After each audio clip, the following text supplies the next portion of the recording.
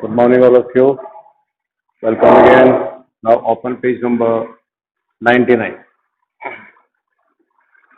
We have covered and completed page number 99, but I would like to repeat. In medieval Islamic societies, fine language and a creative imagination were among the most appreciated qualities in a person. मैंने बताया था आपको, fashion की तरह हर चीज बदलती है, test बदलता है और टेस्ट बदलना चाहता है इंसान तो मानो। तो जो लिटरेरी फॉर्म्स थी ये इनमें भी चेंज आया। वो चेंज किस तरह का था? फाइन लैंग्वेज, जिसमें एक वर्ड आया था अदब, है ना। अब अदब में कई चीजों को लिखा गया, जिसमें पोइट्री लिखी गई, प्रोज लिखा गया, गजल लिखी गई, रुबाइयां लिखी गई। ये हमने 2 दिन पहले इसके बारे में जाना था। इसके बाद फिर एक टाइम आया जब जी क्लासिकल पोइट्री और न्यू थीम्स, नए नए थीम्स, विषय वस्तु को लेकर क्लासिकल पोइट्री को कंपोज किया गया, जिसमें वाइन, शराब को लेकर शराब को थीम बनाया गया। And object such is wine and male love, और पुरुष प्रेम को, आज स्त्री प्रेम को हर कविता में स्त्री प्रेम का होता है, लेकिन उस वक्त में, उस जमाने में 18th सेंचुरी में या 20th सेंचुरी, पुरुष की ब्यूटी को बयान किया जाता था। उससे कुछ सालों बाद, सेंचुरीज बाद, फिर से औरत आ गई, महिला आ गई, उस पर कसीदे और उसकी ब्यूटी को मेंशन किया जाने लगा, जिसे ओड कहा जाता है, जिसे कसीदा कहा जाता है। ठीक है, ये चीजें भी आई। मेल लव आफ्टर अबू, उसके इसमें एक राइटर है, कंपोजर है, अबू नवास का नाम है, द पोएट है। It is the object of the passion in the masculine. इन्होंने मैस्कुलिन को लेकर, इन्होंने पुरुष तत्व को लेकर अपनी पोएट्री में पुरुष पर जगह दी। उस वक्त में पुरुष को लिया जाता था पोएट्री में, जैसा कि आपको बताया गया। Even if the letter was a woman, बाद में पुरुष के बाद फिर एक औरत डोमिनेंट हो गई पोएट्री में, प्रोज में, और आज तक औरत ही बनी हुई है। इस तरह के टॉपिक चलते रहे और थीम्स को लेकर लोग लिखते रहे, फॉलोइंग द सेम ट्रेडिशन, इसी ट्रेडिशन को अपनाते हुए लगभग जो सूफी लोग थे ग्लोरीफाइड द इंटॉक्सिकेशन, उन्होंने इस नशे को, उन्होंने इस अंदाज को, इस प्लेजर, फुल ऑफ प्लेजर भरे हुए अंदाज को किस रूप में लिया? Intoxication cause by the wine of mystical love. उन्होंने इसको मोड़ के, थोड़ा सा इसमें टर्न देकर, ट्विस्ट देकर, मिस्टिकल लव की तरफ इसको टर्न कर दिया। और एक दूसरा अंदाज यही था, लेकिन इन्होंने जिस ढंग से उसको पेश किया, उसको सभी ने अपनाया और अप्रिशिएट किया, और बाकी चीजें वक्त के साथ खत्म हो गई। अब ये पैरा स्टार्ट होगा आज से।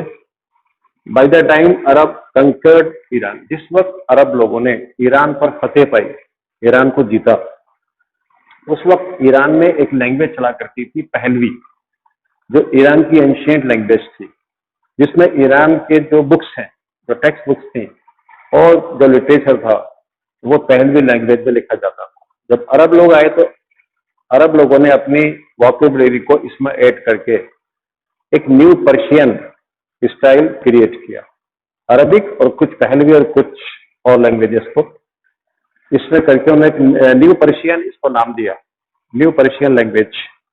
और इसके फादर कहलाते हैं, जिनका नाम है रुडाकी, RUDAKI, ये पोएट है, और ये इस पोएम की, इस न्यू पर्शियन लैंग्वेज के फादर कहलाते हैं, पिता कहलाते हैं। और इन्होंने इसमें क्या क्या कंपोज किया? गजल, रुबाइयां, इस लैंग्वेज में इन्होंने कंपोज की, जिसमें अरबिक डोमिनेंट थी, और कुछ पहलवी लैंग्वेज जो ईरान की पुरानी लैंग्वेज है वो भी इसमें शामिल। Such is the short lyrical poems, गजल, एंड द क्वार्ट्रेन रुबाई, 4 पंक्तियों वाला छंद, 4 लाइन्स का स्टेंजा, ठीक है, उसे रुबाई कहते हैं। रुबाई, अब ये रुबाई की डेफिनेशन है, इसको आप समझना। The rubai is a 4 line stanza, ये 4 लाइनों वाला, पंक्तियों वाला स्टेंजा होता है, छंद होता है। इन विच द फर्स्ट 2 लाइन, जिसकी 4 में से पहली 2 लाइन है, सेट द स्टेज, वो माहौल को तैयार करती है। कवि जो कहना चाहता है तो पूरी बात इन 2 लाइन में नहीं कहता, शुरुआत करता है। और थर्ड लाइन में क्या होता है, then the third is finally poise. Third line में आके कवि यानी अपनी बात को काफी हद तक रख देता है। और जो फोर्थ है line delivers the point. Fourth point में आकर उसका जो गिस्ट है, जो उसका पॉइंट है, वो उसको एक्सपोज करता है।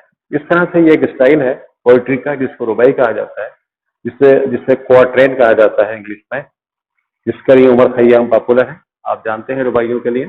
बाकी दूसरे जो पोइट्स हैं उन्होंने भी लिखा है, रुबाइयाँ लिखी हैं और poet. In contrast to its form, the subject matter of the rubai is unrestricted.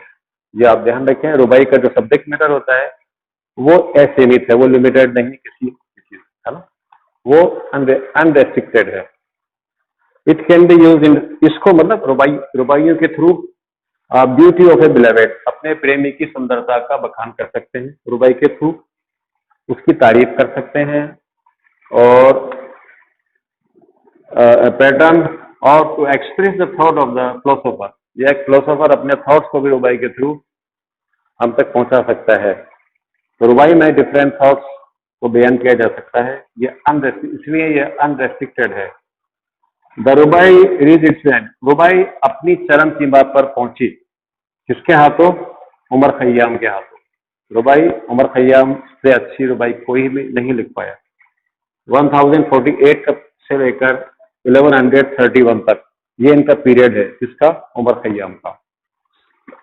Also an astronomer, Omar Khayyam कौन थे, एक साइंटिस्ट भी थे, एक पोएट भी थे, एस्ट्रोनॉमर भी थे, मैथमेटिशियन भी थे, मल्टीफेसेट टैलेंटेड आदमी था, जीनियस था ये, मैथमेटिशियन थे। Who live in various times in Bukhara, Samarkand and Isfahan.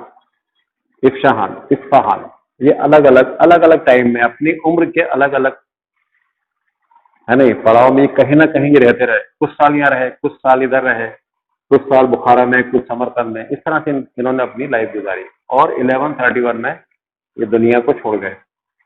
Next para है, at the beginning of the 11th century. जब 11th सेंचुरी स्टार्ट होती है तो उसमें गजनी, जो गजनी थे, Ghazni became the centre of Persian literary life. Literary life का सेंटर बन गया गजनी नाम का city. Poets were naturally attracted by the brilliance of the imperial court. imperial court और शाही कोर्ट, तो ईरान और इराक जो अरबों की हुआ करती थी, है ना, उसकी शान शौकत से, है ना, उसकी वैभवता से बहुत सारे जो कवि थे उसकी ब्रिलियंस से आकर्षित होकर उधर उन्होंने अपना रुख किया। Brilliance of the imperial court. Rulers too, जो शासक थे वो भी, उन्होंने भी महसूस किया the importance of patronising art and learning for enhancing their prestige, अपने विकार, अपनी इज्जत, अपनी बुलंदी को बढ़ाने के लिए उन्होंने आर्ट, कल्चर और डिफरेंट तरह की जो चीजें थी उसको उन्होंने अपनाया। उनको उन्होंने पेट्रोनाइज किया, उनको उन्होंने संरक्षण दिया इन रूलर्स की तरह।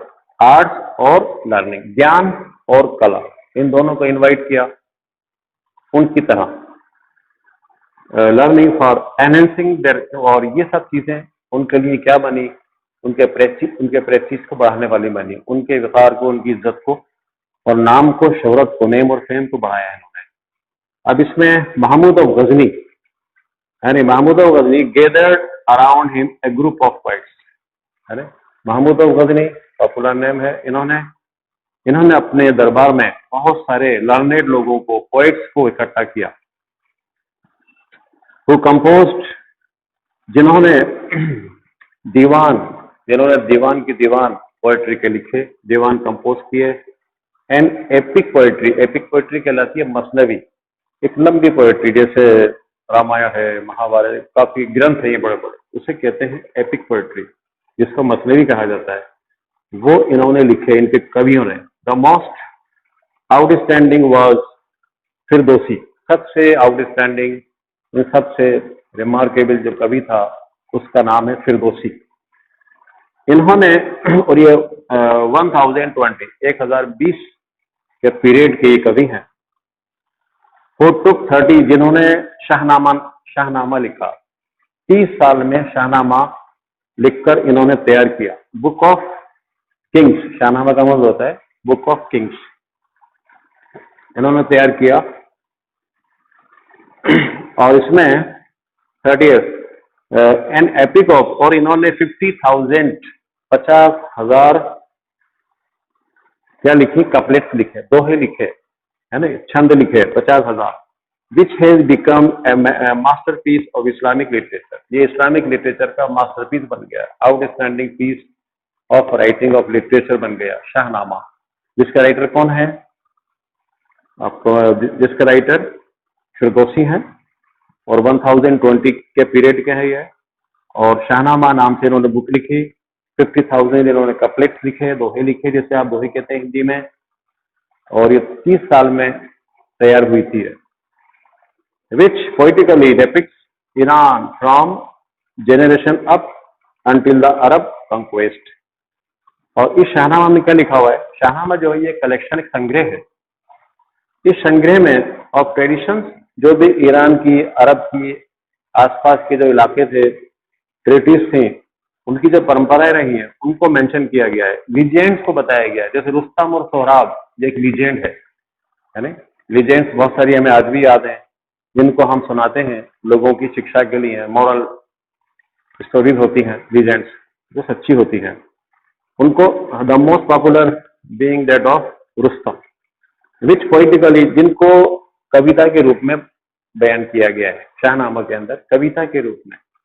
ये एपिक पोएम है, कविता के रूप में इसको शाहनामा में लिखा गया है, इन चीजों एडिशंस को, और रुस्तम, सोहराब और दूसरी तो एनेक्डोट्स को लिखा गया है।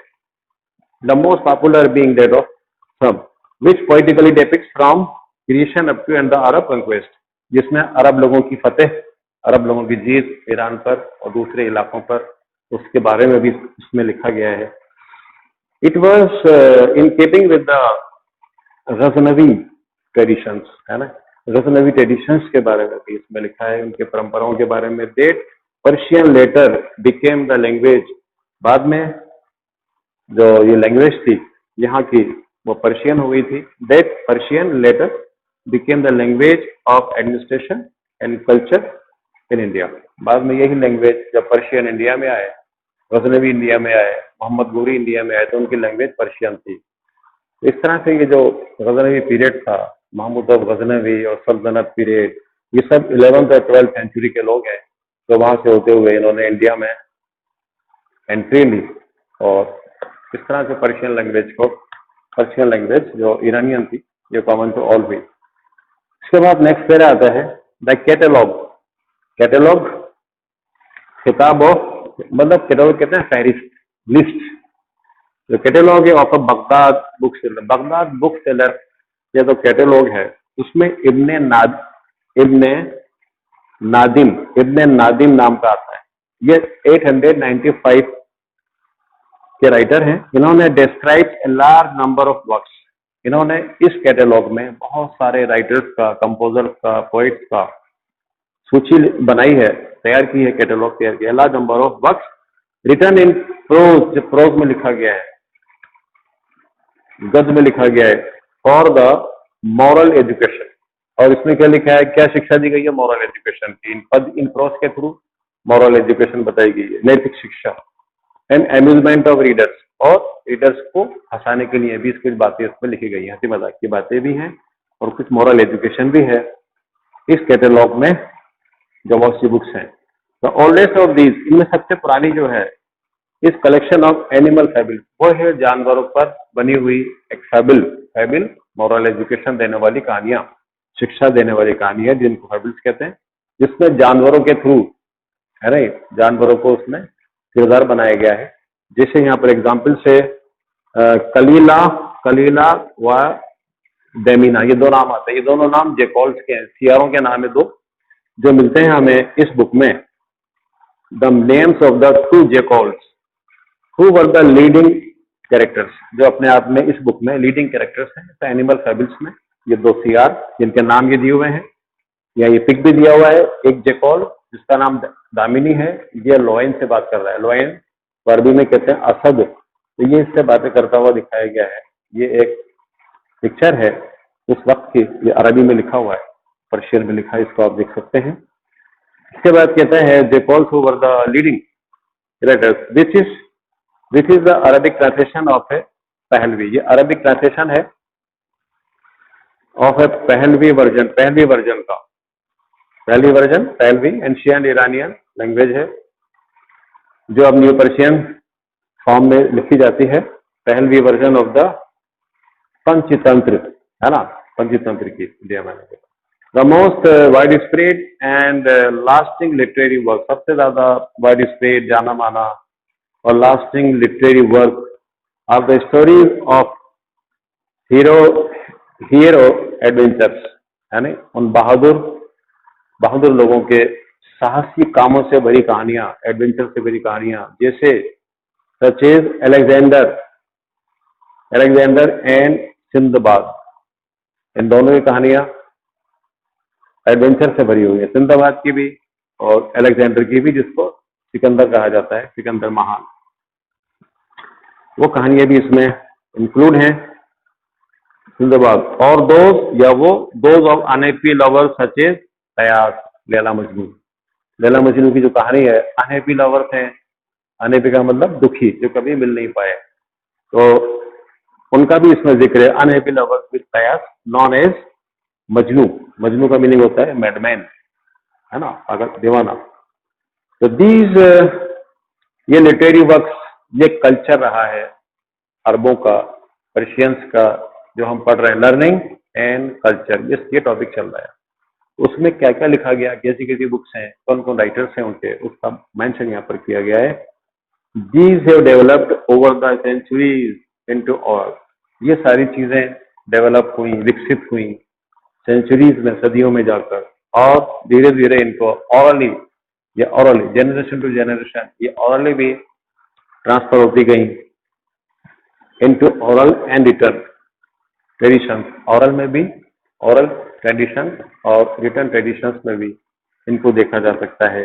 कई चीजें जबानी कही जाती हैं जिसको हम सुनते आए आज तक, ऐसा हुआ करता था, वो हमारे पुराने हमें सुनाते हैं। तो कहीं ओरल है तो कहीं रिटर्न है, कहीं बुक्स में। तो द 1001 नाइट, ये भी एक पॉपुलर बुक का नाम है। 1001 रातें, है ना, 1001 रातें, one night is another collection of stories told by a single narrator.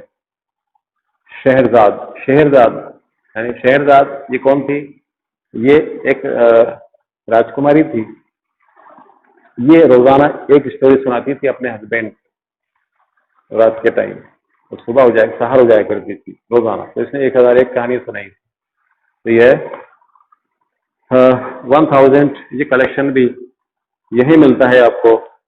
Another collection of the stories told by a single narrator Shahrazad to her husband, इसने अपने हस्बैंड को 1001 कहानियां सुनाई थी। शहरजाद नाम की शहजादी ने, वाइफ ने, नाइट आफ्टर, हर रात को सुनाया करती थी। तो ये वो कहानी है। The collection was originally in Indo Persian, ये जो कलेक्शन है ये इंडो पर्शियन में है, कुछ इंडियन वोकैबुलरी है, कुछ पर्शियन वोकैबुलरी है, मिक्स है। And was translated into Arabic, और फिर इसको अरबिक लैंग्वेज में ट्रांसलेट किया गया। ठीक है, कहते हैं ना अरबियन नाइट्स से नाम से, ये कभी नॉवेल है, पढ़िएगा इसको आप, बहुत इंटरेस्टिंग नॉवेल, अरबियन नाइट्स के नाम से। So that collection was originally in the Indo-Persian and was translated into Arabic in Baghdad in the 8th century. 8th century में बगदाद में इसको ट्रांसलेट किया गया अरबिक लैंग्वेज में इस स्टोरी को। मोर स्टोरीज, इस और ज्यादा और अनेक कहानियां बाद में लिखी गई, ऐड की गई इन काहिरा, जो मिस्र है, इजिप्ट का नया नाम काहिरा था, आपको मालूम है, उसमें ऐड की गई ड्यूरिंग द ममलूक पीरियड। जब ममलूकों का दौर था, ममलूक गुलामों का जब दौर था, गुलाम जब राज करते थे, उस पीरियड में भी बहुत सी कहानियां ऐड की गई, लिखी गई, और these stories depict human beings of different type. ये कहानियां जो बाद में ऐड की गई बगदाद में अरबिक लैंग्वेज में, ये कहानियां बहुत कुछ बताती हैं इंसान की नेचर के बारे में, इंसान के लाइफ के बारे में, ठीक है। Things of different types. The generous किस किस तरह के इंसानों के बारे में, उदार इंसानों के बारे में जो जेनरस हैं, स्टोपिक मूर्खों के बारे में, द गुलेबिल गुलेबिल भोले भाले लोगों के बारे में, द क्राफ्टी जो बदमाश होते हैं, क्राफ्टी कनिंग कनिंग लोगों के बारे में। And were told to educate और एंड एंटरटेन, और इनको कहा गया, इनको बताया गया इन स्टोरीज के थ्रू, क्या क्या बताया गया, एजुकेट एजुकेट करने के लिए, शिक्षित करने के लिए, आगाह करने के लिए। इस तरह के लोग होते हैं, इंसानी नेचर इस तरह की होती है। और कहीं कहीं एंटरटेन भी किया है, मनोरंजन भी किया है इन कहानियों के थ्रू आपको, हमें। So these stories sorry were told to educate, and in his किताब ऑफ बखाला, यानी ये अरबिक नाम है बखाला, बुक ऑफ मिजरी, कंजूसों के, मतलब एक बुक है जो कंजूस लोगों पर लिखी गई है, ठीक है ना, इसका नाम है ये बुक का, तो बताया गया है। जाजिज ऑफ बसरा, ये बसरा के हैं, बगदाद के हैं, इन्होंने लिखी है इस बुक को, और 858 इनका पीरियड है, इनका टाइम पीरियड है। कलेक्टेड एम्यूजिंग एनेक्डोट्स, इन्होंने एम्यूजिंग मतलब मनोरंजक एनेक्डोट्स, किससे कहानी इकट्ठी करी अबाउट द माइजर, कंजूसों के बारे में, एंड ऑल्सो एनालाइज ग्रीड, और ग्रीड के बारे में भी। उस तरह की चीजें इस दौर के अंदर क्रिएट हुई। और बस आज इसमें इतना ही, और आप इसको याद कर लें। और आपको वर्क दिए जा रहे, ये do question answer, page number 100, मतलब इस लेसन के 103 पे जो क्वेश्चन है, answer in brief 1 to 4, 1 2 3 4, in 4 question अपनी कॉपी में कर लें, याद भी कर लें, ये आपका वर्क है। Thank you so much, have a nice day.